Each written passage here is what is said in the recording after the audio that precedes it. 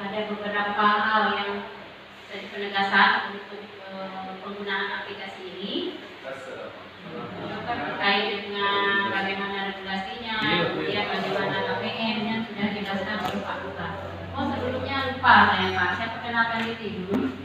Tadi dengan KPM saya juga lupa memperkenalkan diri, seolah-olah saya sudah sangat dikenal di sini.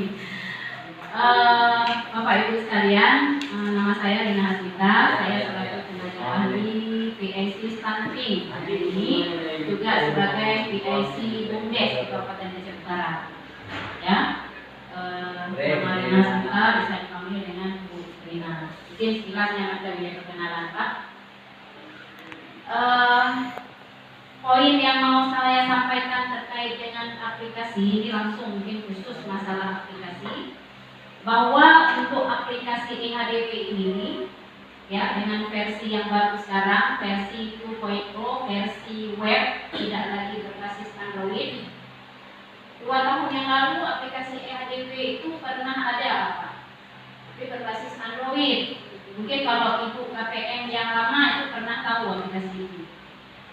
Kalau baru itu mungkin baru hari ini tahu. Jadi aplikasi eHDP-nya adalah aplikasi Electronic Human Development Worker, aplikasi pelaporan KPM untuk memudahkan KPM juga laporan sesuai yang tadi dijelaskan oleh Pak Korkap dan Pak Yudi dulu.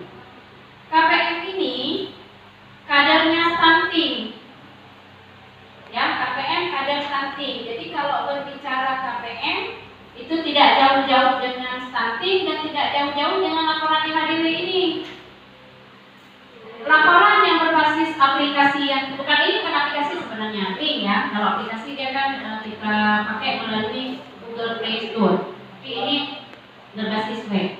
Laporannya untuk memudahkan KPM menyusun laporan ya yang berbasis online seperti ini. Yang seharusnya KPM itu sendiri dia ada laporan manual seharusnya. KPM-nya, kader pembangunan manusianya ataupun kader stuntingnya ada laporan manual, sama lagi laporan kader posyandu. Kader posyandu itu setiap bulan ada laporan, ada kan? Laporannya kan secara manual. Sekarang kader posyandu juga udah ada laporan online juga. LC-Mil namanya ya, LC-Mil. Dulunya dalam tim PPK, hanya di dalam tim percepatan penurunan stunting desa. Kader posyandunya itu Pak tim PPK. Nah, Pak kan PPK di kampung? Nah, Pak. Nah, jadi laporan kader posyandunya berupa laporan LC-Mil, ya, laporan LC-Mil. Jadi laporan online seluruhnya. Selain laporan manual, karena yang online biasanya yang manual ada juga deh. Tapi yang online yang manual tetap ya gitu. Maka nanti puskesmas dari Pak Dicok data hasil pelayanan posyandu di kampung yang terkoordinasi. Maka KPM juga wajib ada laporan. Kalau enggak ada aplikasi eHDP ataupun laporan berbasis online-nya, maka laporan manual KPM juga wajib ada. Output itu persentase konvergensi stunting desa. Yang lagi juga Pak Yudi dan Pak Mustar. Persentase konvergensi stunting desanya salah satu manfaat intinya 2 tahun terakhir itu selalu diminta untuk sebagai bagian dari laporan untuk pengajuan dana desa. Ya. Kemudian yang berikutnya bahwa untuk akun-akun aplikasi ini yang dipegang secara berjenjang. Hari ini kita bahas yang jenjang di kampung.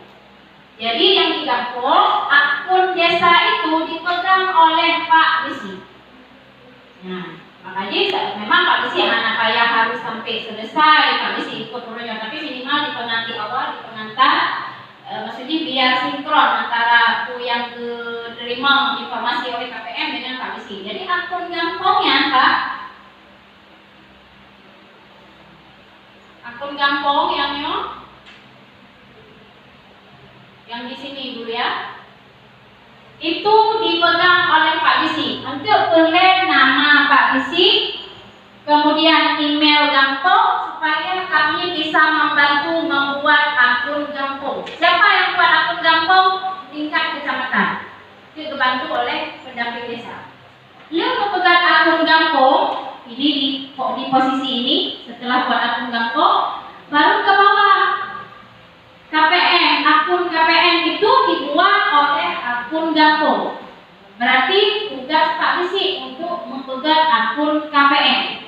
Manroyo mesti kadang Pak Bisi, Hana Wate, biasa Pak. Kamu tetap siap membantu. Ya, tetap siap membantu. Mamanya Pak Bisi Nawate itu kamu sampai itu jauh Pak. Ya. Artinya secara tahapan bahwa KPM-nya lanjut tambahan akun menyogolong akun Pak Bisi. Kemudian tunggu manfaat akun Pak Bisi supaya Pak Bisi dia melakukan verifikasi dan validasi data yang dipasok oleh KPM.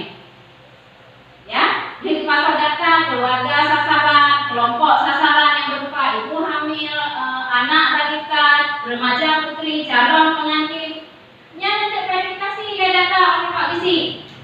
Nah, betul data diisi oleh KPM, diverifikasi oleh Pak Bisi, baru untuk KPM dapat melakukan pemantauan pelayanan.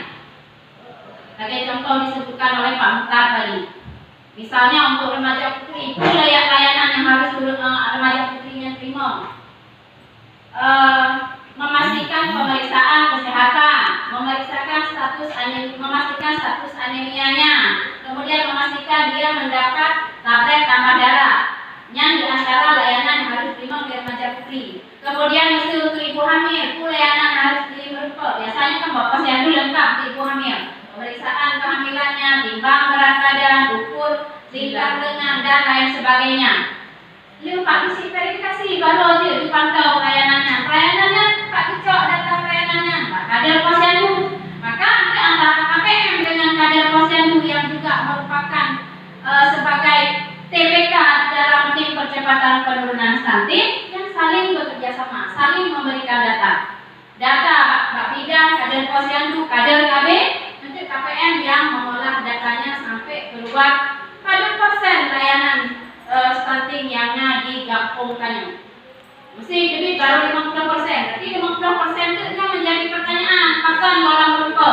Kadang-kadang yang mana sanggup disediakan oleh desa. Berarti pemerintah desa berkoordinasi dengan pihak yang punya tanggung jawab ataupun yang berwenang memberikan layanan tersebut. Misalnya untuk memberikan tablet tambah darah untuk remaja putri. Tanya hanya Gampong, posyandu remaja. Ataupun ada Gampong di sini dari 9 Gampong yang sudah ada posyandu remaja? Ada? Bahkan belum ada. Ada. Mungkin berarti ada desa yang belum punya. Nah, untuk desa yang belum punya posyandu remaja, gimana bisa menyediakan layanan yang sampai punya?